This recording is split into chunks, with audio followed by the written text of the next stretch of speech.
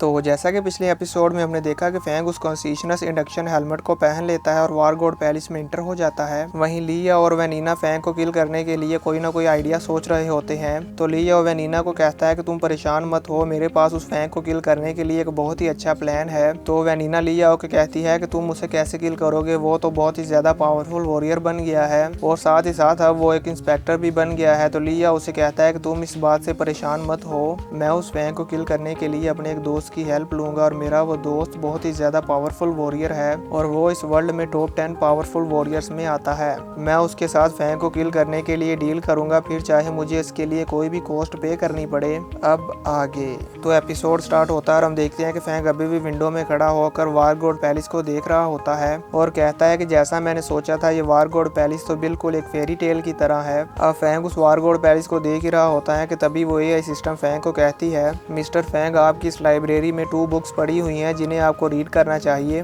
तो फैंग उसकी तरफ देखता है तो वो एआई सिस्टम फैंग को बताती है कि इनमें से पहली बुक वार गॉड पैलेस के रूल्स की है और दूसरी book basics of mental master की है। तो फैंग उस एआई सिस्टम की ये बात सुनने के बाद कहता है कि इस बुक की प्राइस 3 स्टार्स है, इवन के ये king level intelligent fighter jet से भी ज्यादा एक्सपेंसिव है। मैं भी ये देखना चाहता हूँ कि ये बुक कितनी ज्यादा अमेजिंग है। और फिर फैंग वहाँ पर बैठ जाता है और उस एआई सिस्टम से कहता है कि बेसिक्स ऑफ मेंटल मास्टर की बुक को ओपन करो। तो वो एआई सिस्टम उस मेंटल मास्टर की बुक को ओपन करती है और फैंग को बताती है कि मेंटल स्ट्रेंथ हमारे माइंड और सोल से आती है, जो सिर्फ इंसानी जिस्म में ही मौजूद होती है और ये मेंटल स्ट्रेंथ 2 टाइप्स में डिवाइडेड है, एक रियल और एक एम्प्टीनेस। और फिर वो फैंग को बताती है कि रियल मेंटल स्ट्रेंथ जबरदस्त ताकत पर मुश्तमिल होती है, जिससे हम एयर को कंट्रोल करके किसी भी फ्लाइंग नाइफ को कंट्रोल कर सकते हैं और अपने 100 मीटर्स के एरिया में हमारी एनिमी को किसी भी तरह से किल कर सकते हैं, वो भी बहुत ही इजीली फ्लाइंग नाइफ्स को एयर से कंट्रोल करके। और फिर वो बताती है कि मेंटल स्ट्रेंथ की एम्प्टीनेस पावर जो है वो हम सीक्रेटली यूज करते हैं, जिससे कि हम अपने एनिमी के माइंड में घुसकर उसे साइलेंसली किल कर देते हैं और हमारे एनिमी को ये मालूम भी नहीं होता कि कौन उस पर अटैक कर रहा है। इस एम्प्टीनेस मेंटल स्ट्रेंथ को यूज करके हम अपने एनिमी को बहुत ही आसानी से किल कर सकते हैं बिना कोई अटैक किए। और फिर वो एआई सिस्टम फैंग को बताती है कि मेंटल मास्टर के मेन अटैक 3 टाइप्स में डिवाइडेड हैं। तो ये सुनकर फैंग उस एआई सिस्टम से कहता है कि मुझे अपने एनिमी को एयर को कंट्रोल करके मारने के बारे में थोड़ा सा डिटेल में बताओ। तो वो एआई सिस्टम फैंग को बताती है कि मेंटल मास्टर अगर फोकस करके किसी भी ऑब्जेक्ट को कंट्रोल करता है तो वो एयर पावर से उसे कंट्रोल करेगा और मेंटल मास्टर का जो ये एयर को कंट्रोल करने का अटैक होता है ये स्पेशली कंट्रोल स्किल होता है और एक मेंटल मास्टर एक ही टाइम में बहुत सारे वेपन्स को कंट्रोल कर सकता है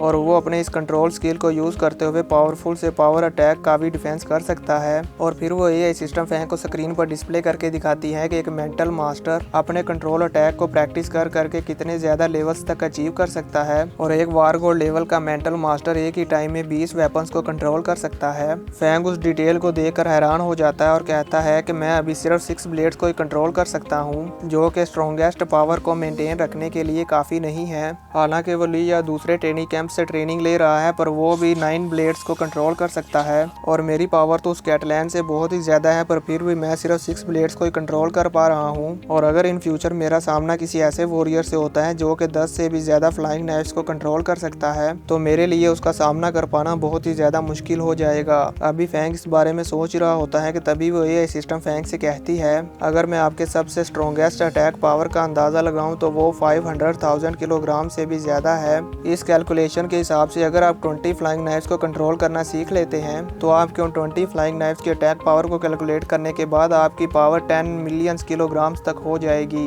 यानी कि अगर आप उन 20 फ्लाइंग नाइफ्स को यूज करते हुए एक ही जगह पर अटैक करते हैं तो उनकी पावर 10 मिलियन किलोग्राम तक हो जाएगी। तो ये सुनकर फैंग कुछ सोचने लगता है और कहता है कि अगर मेरी फाइट किसी ऐसे वॉरियर के साथ हुई जो कि गॉड ऑफ वार लेवल को सरपास कर चुका हो तो मुझे डर है कि मैं उसका सामना नहीं कर पाऊंगा और वो बहुत ही आसानी से मुझे किल कर देगा। और फिर फैंग अपनी हेवनली फॉरबिडन शटल के बारे में सोचता है और कहता है कि मेरी heavenly forbidden shuttle 36 flying knifes में डिवाइड हो सकती है और अगर मैं अपनी हेवनली फॉरबिडन शटल को कम्प्लीटली कंट्रोल करना सीख जाऊं तो फिर तो उसकी अटैक पावर सो अनइमेजिनेबल हो जाएगी। लेकिन प्रॉब्लम ये है कि मैं इसकी ट्रेनिंग कैसे करूंगा। तो ये सोचने के बाद फैंग उस एआई सिस्टम से पूछता है कि क्या इस बेसिक ऑफ मेंटल मास्टर की बुक में क्या कोई ऐसी स्पेशल सीक्रेट टेक्निक है जिससे कि मैं इस स्किल को प्रैक्टिस करूं और बहुत ही आसानी से इन सभी फ्लाइंग नाइफ्स को कंट्रोल करना सीख जाऊं। तो ये सुनकर वो एआई सिस्टम फैंग को कहती है, जी हाँ मिस्टर फैंग, इसमें वो सीक्रेट टेक्निक है। और फिर वो जितनी भी सीक्रेट टेक्निक्स होती हैं वो सारी फैंग को शो कर देती है। तो फैंग उनको देखते हुए कहता है कि ये सारी टेक्निक्स तो एक यूनिवर्स की तरह है और इस यूनिवर्स में तो बहुत ही ज़्यादा मिस्ट्रीज हैं। और फिर फैंग के सामने स्टार्स का बना हुआ एक नक्शा आ जाता है, तो वो ये सिस्टम फैंग को बताती है कि ये सीक्रेट टेक्निक से रिलेटेड एक सीक्रेट नोट है जिसे आपको समझना होगा, फिर ही आप इस सीक्रेट टेक्निक को प्रैक्टिस कर पाएंगे और आपको ये समझ में आएगी। और इस सीक्रेट नोट का नेम है बुक ऑफ द गॉड्स, जिसे समझने के बाद आप बहुत ही ज़्यादा पावरफुल हो जाएंगे और इजीली इस स्किल को मास्टर कर पाएंगे। तो फैंग उस सीक्रेट नोट को देखने के बाद कहता है ऐसा लगता है कि मुझे इसे समझने में अभी थोड़ा टाइम लगेगा। और फिर फैंग उस बेसिक मेंटल मास्टर की बुक को अपने हाथ में पकड़ लेता है और कहता है कि ये बेसिक ऑफ मेंटल मास्टर की बुक बहुत ज़्यादा एक्सपेंसिव है, लेकिन इसके अंदर जो सीक्रेट टेक्निक्स हैं वो इस प्राइस के काबिल हैं। यानी कि फैंग ने इस बुक को 3 स्टार्स में बाय किया है और फैंग के ये 3 स्टार्स वेस्ट नहीं जाएंगे और इस बुक की सीक्रेट टेक्निक्स फैंग के बहुत ही ज़्यादा काम आएंगी और फैंग इससे बहुत पावरफुल बन जाएगा।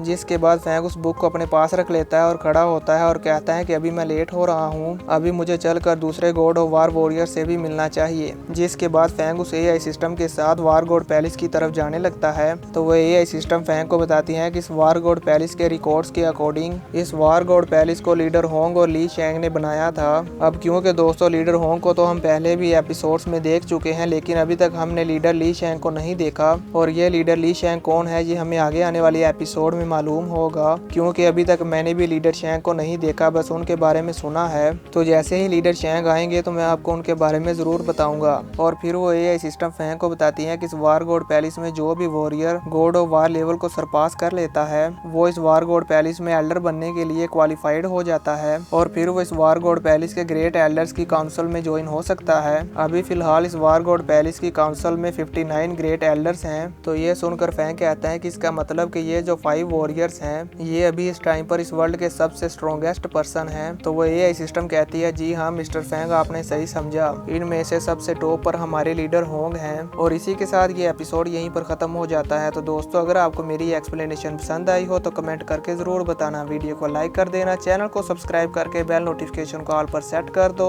ताकि जब भी मैं वीडियो अपलोड करूं तो आपको नोटिफिकेशन मिल जाए और आप मेरी वीडियो सबसे पहले देख सके। मिलते हैं नेक्स्ट एपिसोड में, तब तक के लिए बाय। 报仇！只恨我力耀无能的怒火，可即便如此，你们还是想杀了生今世，给前辈为奴为仆来报答。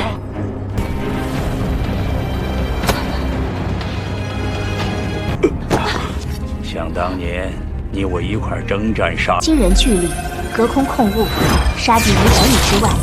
练了数十年的幻魔卡特兰，也只能达到9把匕首的境界。渗透入人心里，杀敌于无声无息中。出。这是元老院有5大元老，52位长老。看来像，其中蕴含了无穷的奥妙。这5人便是现在地球上最强的5位强者。就这些了，希望下次还能再。名为天神屠戮。看来之后